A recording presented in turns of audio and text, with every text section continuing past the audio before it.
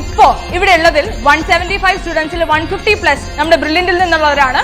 അപ്പോ എല്ലാവരും ഒന്ന് എണ്ണിക്കാവോ ബ്രില്യന്റ് ആരെല്ലാം?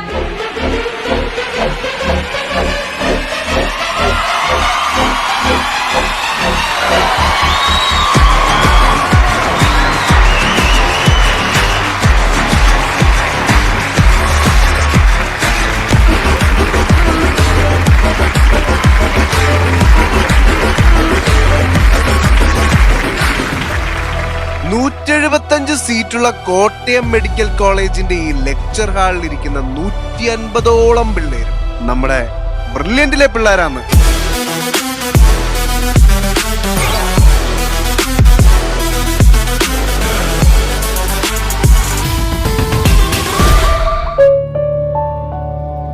വിദ്യാർത്ഥികളെല്ലാം അവരുടെ ബ്രില്യന്റ് അനുഭവങ്ങൾ പങ്കുവെക്കാൻ തുടങ്ങി. ഹായ് ഓൾ, ഞാൻ ഹിസാന.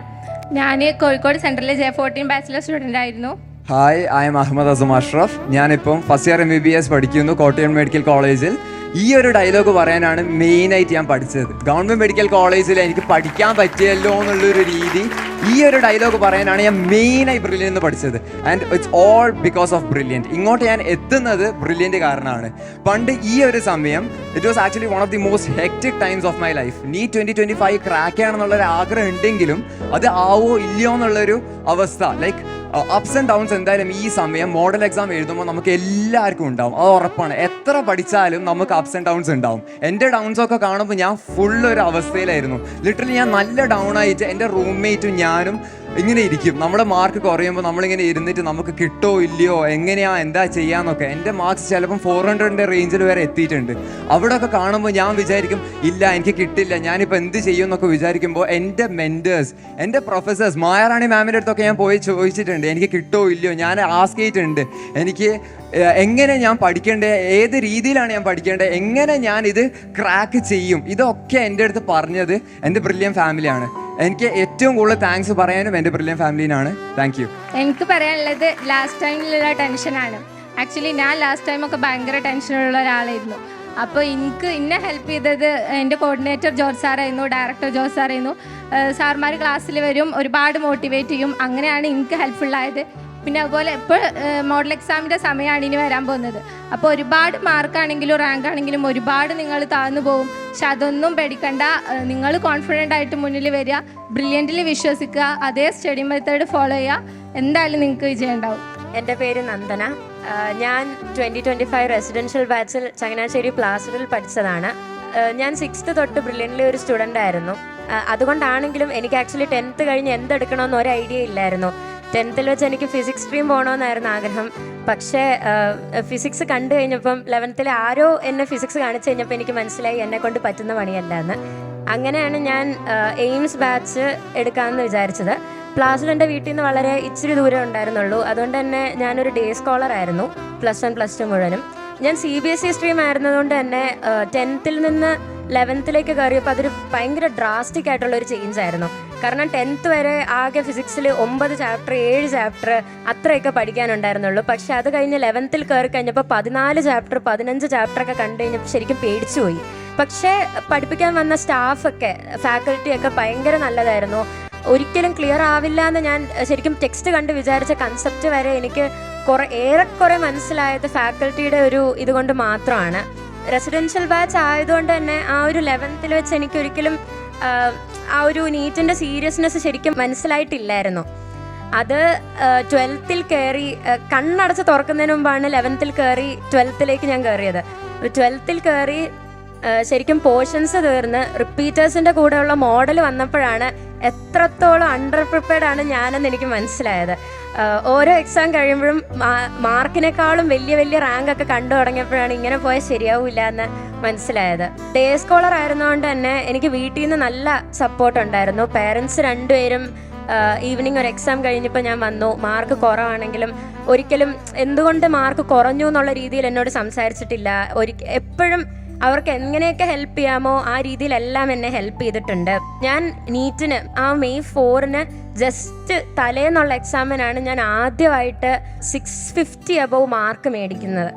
അപ്പം അപ്പോഴും ഞാൻ വിചാരിച്ചു ഇത്രയും മാർക്ക് കൊണ്ട് എനിക്ക് എന്തായാലും നീറ്റിൽ അത്ര ഇതൊന്നും കിട്ടില്ല, പിന്നെ എന്തേലും ആട്ടെ എവിടെയെങ്കിലും കിട്ടുന്നിടത്ത് പോവാം എന്നുള്ളൊരു ഇതിലായിരുന്നു. പക്ഷേ എന്നിരുന്നാലും നല്ലൊരു മാർക്ക് കിട്ടി.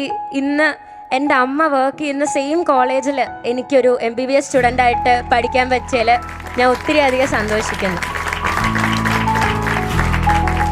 ഞാൻ കഴിഞ്ഞ വർഷം സത്യം പറഞ്ഞാൽ ഈ ടൈമിൽ ഭയങ്കര ഡൗൺ ആയിരുന്നു. ഭയങ്കര ഡൗൺ എന്ന് വെച്ചാൽ എനിക്ക് തീരെ മാർക്ക് ഉണ്ടായിരുന്നില്ല. ഞാൻ എന്നും എൻ്റെ വീട്ടിൽ വിളിച്ച് കരച്ചിൽ മാത്രമേ ഉണ്ടായിരുന്നുള്ളൂ. അപ്പം ആ ടൈമിലാണ് ഇതുപോലെ നമുക്ക് കോട്ടയം മെഡിക്കൽ കോളേജിൻ്റെ വീഡിയോ ഇറങ്ങിയത്.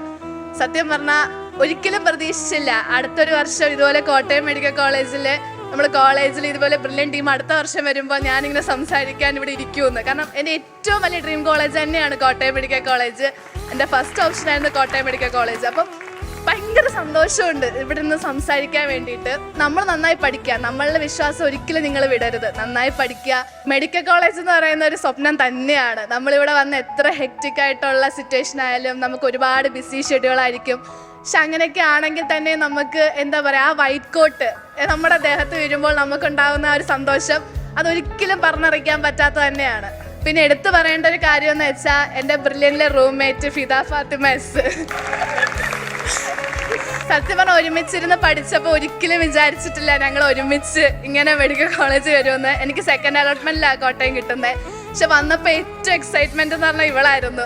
ഒരിക്കലും വിചാരിച്ചിട്ടുണ്ടായിരുന്നില്ല. എപ്പോഴും പറയായിരുന്നു ലാസ്റ്റ് എനിക്ക് മാർക്ക് കുറയുമ്പോൾ ഇവളിങ്ങനെ ഞാൻ കരയുമ്പോൾ പറയുമായിരുന്നു നിനക്ക് കിട്ടും, നീ പേടിക്കണ്ട, നിനക്ക് കിട്ടും. എൻ്റെ ഒരു മോട്ടിവേഷൻ സ്പീക്കറായിരുന്നു ഇവള്.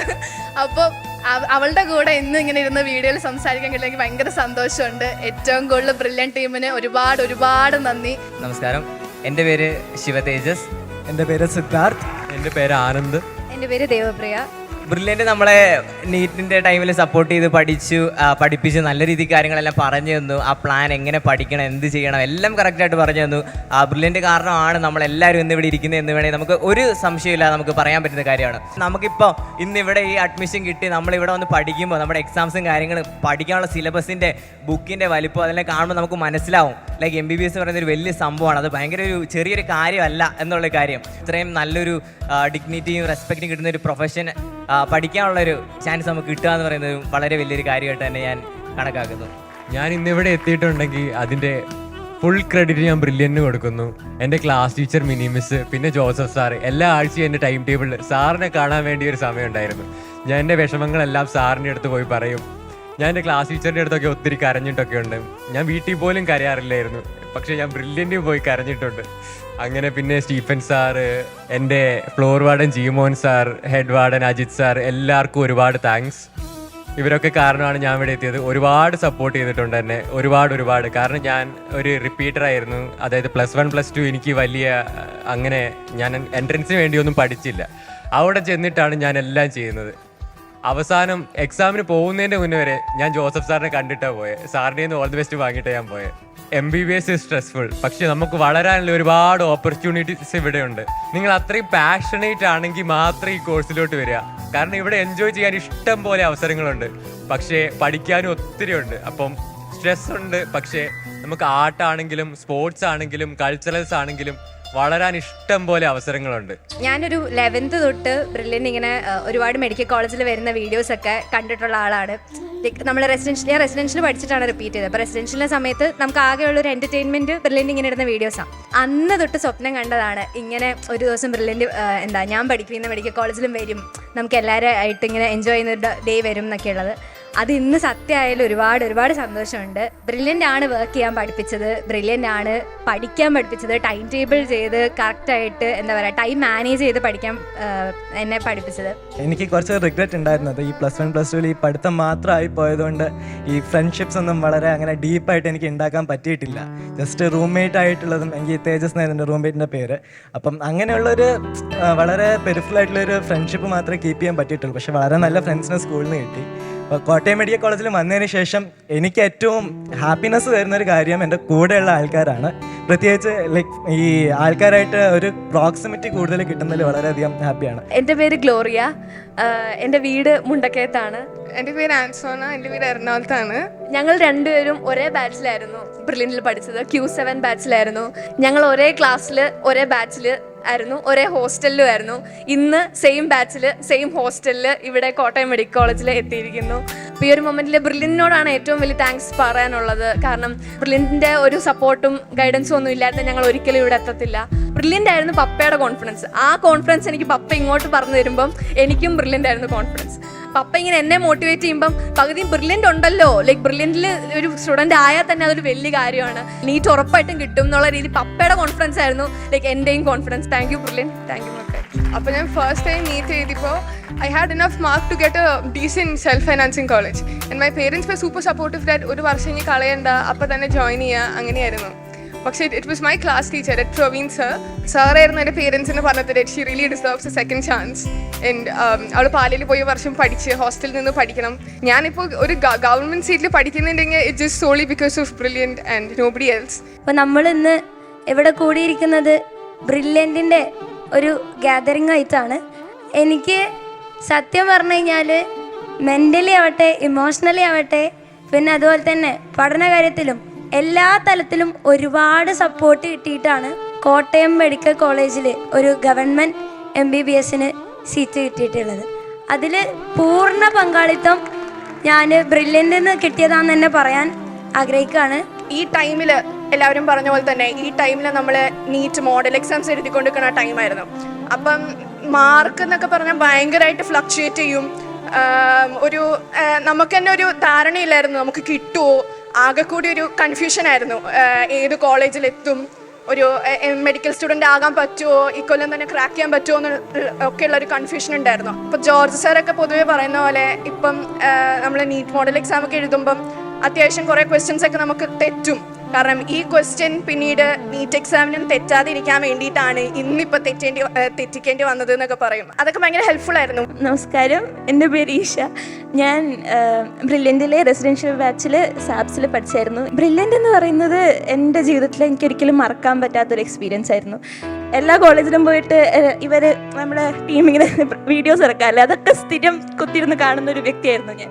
അപ്പോൾ അവരുടെ ഈ ചേച്ചിമാരും ചേട്ടന്മാരും ഇങ്ങനെ അവരുടെ എക്സ്പീരിയൻസ് ഒക്കെ കാണുമ്പോൾ എനിക്കും നല്ല മോട്ടിവേഷൻ കിട്ടുമായിരുന്നു. ഇപ്പോൾ എനിക്കങ്ങനെ സംസാരിക്കാൻ കിട്ടുന്നതിൽ ഞാൻ ഭയങ്കര ഓണേഡാണ്. ഈ ഒരു ജേർണി ഈസി ആയിരുന്നില്ലെങ്കിലും ഇതിനൊക്കെ സഹായിച്ച ബ്രില്യൻ്റ് എനിക്ക് എൻ്റെ ഹൃദയത്തിൻ്റെ നന്ദി പറയാൻ ആഗ്രഹിക്കുന്നു. ഹായ്, നിശാൽ ഷാനിൽ വർഗീസ്. ഞാൻ ബ്രില്യൻറ്റിൽ കഴിഞ്ഞ വർഷം റിപ്പീറ്റ് ബാച്ചിലായിരുന്നു Q47. ഈ കോച്ചിങ് ഇൻസ്റ്റിറ്റ്യൂട്ട് എന്നൊക്കെ പറയുന്നത് വലിയൊരു സംഭവമാണ്. അതായത് അവർ ലൈക്ക് നമ്മളെങ്ങനെ കുത്തിയിരുത്തിയിട്ട് ആഴ്ചയിൽ ഒരിക്കലൊക്കെ വീട്ടിലൊക്കെ വിളിക്കാൻ പറ്റുന്ന ഒരു സംവിധാനവും പിന്നെ ഫുൾ ടൈം പഠിത്തം, ഫിക്സ് ടൈം ടേബിൾ, ക്ലാസ്സിലൊക്കെ ഫുൾ ടൈം ഇരുന്ന് പഠിക്കുക, പിന്നെ പഠിക്കാത്ത സമയത്ത് ഉറങ്ങുക, അങ്ങനെയുള്ള ഫിക്സ്ഡ് ടൈം ടേബിളാണ്. നമുക്ക് വേറെ ഒന്നിനും സമയമില്ല എന്നുള്ളൊരു മൈൻഡ് സെറ്റാണ് പൊതുവെ പുറത്തുള്ള കോച്ചിങ് ഇൻസ്റ്റിറ്റ്യൂട്ട്സിനെ പറ്റി. അത് ചിലപ്പോൾ ഇവിടെയും ഉണ്ടാകാൻ സാധ്യതയുണ്ട്. അതായത് ചില ആൾക്കാർ വിചാരിക്കുന്നു, ഇന്ത്യയിൽ ചില ആൾക്കാർ വിചാരിക്കുന്ന കോച്ചിങ് ഇൻസ്റ്റിറ്റ്യൂട്ട് അങ്ങനെയാണ്. പക്ഷേ ബ്രില്യൻറ്റ് ഒബ്വിയസ്ലി അത് മാറ്റിമറിച്ചിരിക്കുകയാണ് ആ ഒരു ഐഡിയ. അതായത് കോച്ചിങ് ഇൻസ്റ്റിറ്റ്യൂട്ട് നമ്മുടെ മെൻ്റൽ ഹെൽത്തിനെ പ്രയോറിറ്റൈസ് ചെയ്ത് മാക്സിമം റിസൾട്ട്സ് കൊണ്ടുവരാനുള്ള ഒരു ഐഡിയയാണ് ബ്രില്യൻറ്റ് ഇപ്പോൾ ഉപയോഗിക്കുന്നത്. അത് എൻ്റെ എക്സ്പീരിയൻസിൽ പറയുകയാണെങ്കിൽ ഞാൻ അതിൻ്റെ ഒരു ആവിഡ് ലൈക്ക് സപ്പോർട്ടർ തന്നെയാണ്. കാരണം നമ്മൾ ഹാപ്പി ആയിട്ടിരിക്കുമ്പോഴാണ് നമുക്ക് മാക്സിമം ലൈക്ക് റിസൾട്ട് കൊണ്ടുവരാൻ പറ്റുന്നതെന്ന് എനിക്ക് തന്നെ മനസ്സിലാവുന്നത്. ഇപ്പോൾ ഇവിടെ തന്നെ ഞാൻ വന്നിട്ട് ഇത്രയും അടിപൊളിയായുള്ള ആൾക്കാരെ പരിചയപ്പെട്ടപ്പോൾ എനിക്ക് തന്നെ മനസ്സിലായി ലൈക്ക് നമ്മൾ ശരിക്കും നല്ല കാര്യത്തിനാണ് നമ്മൾ ഹാർഡ് വർക്ക് ചെയ്യുന്നത്. നിങ്ങൾ ഫ്രണ്ട്ഷിപ്സ് ക്ലോസ് ആയിട്ട് വെക്കുക, എക്സാം നന്നായിട്ടിരുന്ന് പഠിക്കുക, എക്സാമിന് നന്നായിട്ട് നീറ്റ് എക്സാമിന് നന്നായിട്ടിരുന്ന് പഠിച്ചിട്ട് കൂളായിട്ട് മോഡൽ എക്സാം, ഇപ്പോൾ മോഡൽ എക്സാമിൻ്റെ സീസൺ ആണല്ലോ, അപ്പോൾ കൂളായിട്ട് മോഡൽ എക്സാം എഴുതുക, മാക്സിമം പ്രാക്ടീസ് ചെയ്യുക, മാക്സിമം ക്വസ്റ്റ്യൻസ് അറ്റൻഡ് ചെയ്യുക, ഒന്നും സ്കിപ്പാക്കാൻ നോക്കരുത്. ഓക്കെ, എല്ലാം അറ്റൻഡ് ചെയ്തിട്ട് കൂളായിട്ട് നീറ്റിനെ അറ്റൻഡ് ചെയ്യുക. ഓക്കെ, അടുത്ത വർഷം നമുക്ക് ഇവിടെ കാണാം. Brilliant Study Center, India's #1 coaching center for NEET and JEE.